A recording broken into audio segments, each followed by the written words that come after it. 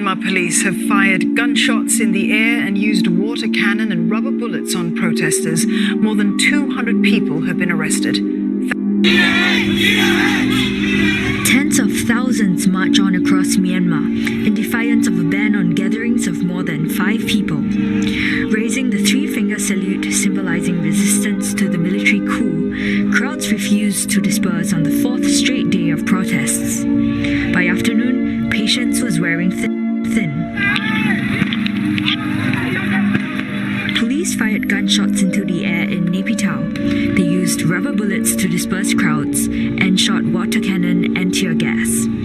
There are more than 200 people arrested across the country.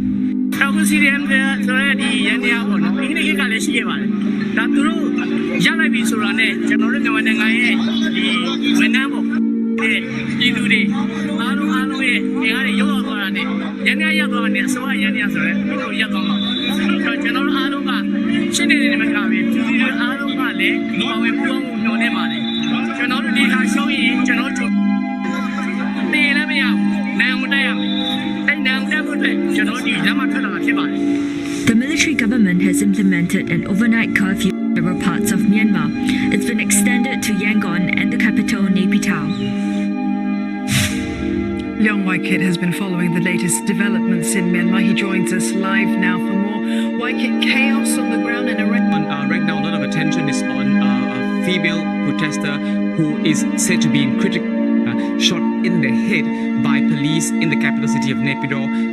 It is unclear as of now whether that is a rubber bullet, but one thing is really for sure, as you've seen for yourself on TV, it is very intense nationwide now, where protests are concerned. Whom I'm in touch with, they started their day telling me they feel scared, they were anxious, they're not sure whether or not they should go out to protest, but as we've seen throughout the day, more and more people have spilled the streets. So now we have a very tricky situation where the authorities have been shown to use more force, and at the same time, protesters not backing down and showing more open defiance despite the new laws on banning people from gathering as well as having curfews at night.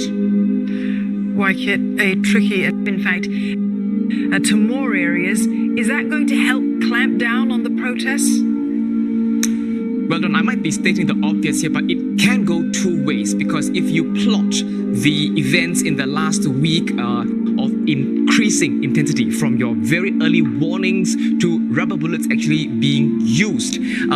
But there was a recent development. If you recall, the Army Chief Min Aung Hlaing made his first televised address yesterday, and in it, he made a very interesting point. He made an effort to say that his current military takeover 1962 and 1988. Now, if we were to read between the lines, one can only logically conclude that he's making an effort to divorce those historical events from his own. What are these? And there is a very similar underlying factor between 1962 and 1988 events, and that is very hard military crackdown on the protesters.